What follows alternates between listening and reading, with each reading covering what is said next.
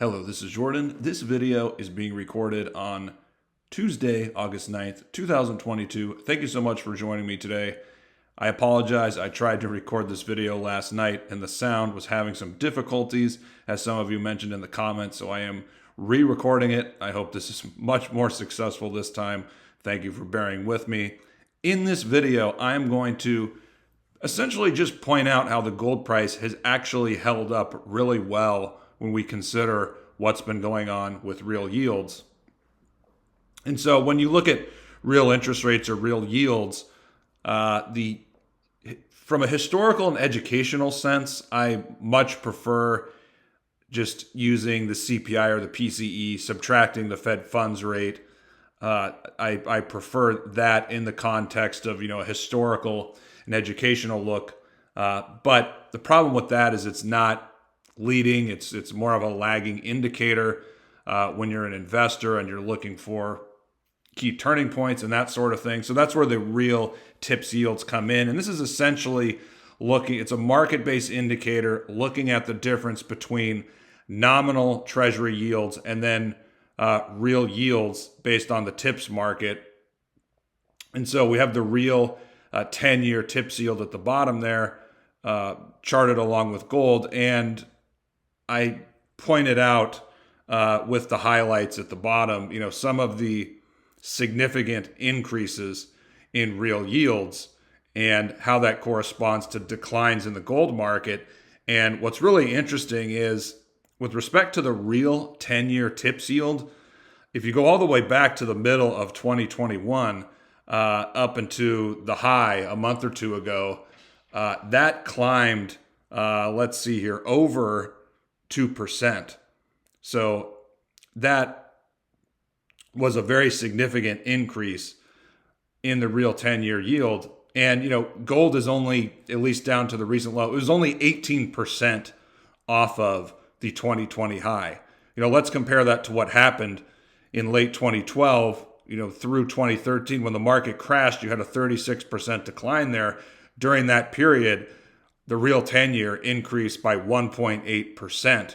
So very significant increase there. Market completely collapsed. We're not seeing that at all this time around. Yes, the real 10-year yield has increased even more than it did at that point when gold crashed and broke support, but gold's only down 18%. I mean, let's look at 2008. The real 10-year was up. It gained over 2.2%, 2.25% there. Gold declines 30%. How does that compare to where we are now? Back then, you had a bit more of an increase in the real yield, but the decline in gold was way more significant than it has been this time around. So, I'm just recapping the major declines here. And another bullish point I would make is if you look at the last 15, 20 years or so in this market and looking at real yields, gold often diverges when there's a turning point. And that's where the ND and the PD come in. Those are just two examples, but the gold market really started falling and breaking support and crashing before you saw a significant rise in the real 10-year yield. So gold was leading at that point. You go look at what happened in 2018. The real 10-year yield was trending higher since the summer of 2016. That was a significant increase, about 1.25%. Significant increase in the real 10-year yield made a higher high, which suggested that gold should have been a lot weaker than it was. But gold turned around when the Fed, a couple months before the Fed stopped hiking, then they shifted policy.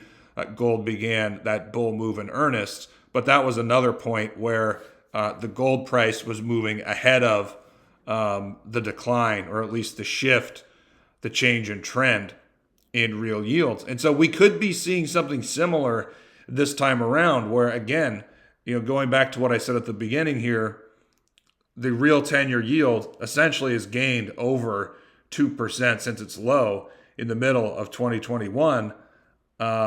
Based on history, you would think that gold would probably correct more than it did. And so that's a positive for gold. Now, obviously, looking out trying to project here what's going to happen over the next 2, 3, 4, 5 months. When is the Fed going to stop hiking? When are they going to have to go to cuts? Market data, economic data, all of that is going to influence that. And so, I mean, there's a couple of potential outcomes here. There's the positive outcome where gold has put in a bottom, and maybe it's going to take a couple months to really get going till we get to that last Fed rate hike. But in that scenario where the Fed has to stop sooner than the market thinks right now, that means gold has probably put in the final low at 1675. And in that scenario, you're not going to see real yields increase that much than they already have. However, the bearish scenario, I mean, let's think about what has to happen for gold to break 1675 and go lower. You would need to see the Fed continue to hike rates probably through November, September, November. You'd probably need to see a 75 and a 50, and then, the market thinking it's going to hike 50 in December. That would take rates up to about, what would that'd take rates up to 4% or 4.25%. So in that scenario, and of course, for the Fed to be able to do that, the nominal 10-year yield it couldn't fall and break lower and tread toward the mid 2s or low 2%. That's the scenario that you would need to see for gold to break below 1675. The Fed hikes through the end of the year. In the bond market, at least long-term yields don't fall anymore. They strengthen a little bit. In that scenario, real interest rates or real yields could increase some more, and maybe the real 10-year yield increases above 1% to 1.2, 1.5%. That's the scenario. That's the bearish scenario for precious metals that would have gold breaking below 1675. But on the other hand, long-term bond yields are, we see curves are inverting. Long-term bond yields are pretty weak. They're not keeping up with short-term yields. So, that's also something to consider. So the bottom line here is where we are now. I mentioned a couple of scenarios, but to this point right now, gold has held up really well considering the decline in real yields. And we'll see. We'll see if that's going to continue or if there's going to be another push higher in real yields because the Fed is going to hike through the end of the year. I'm not sure that's going to happen, but that's just something to keep in mind. Let me know what you think in the comments. Thank you, and I'll see you guys again in the next video.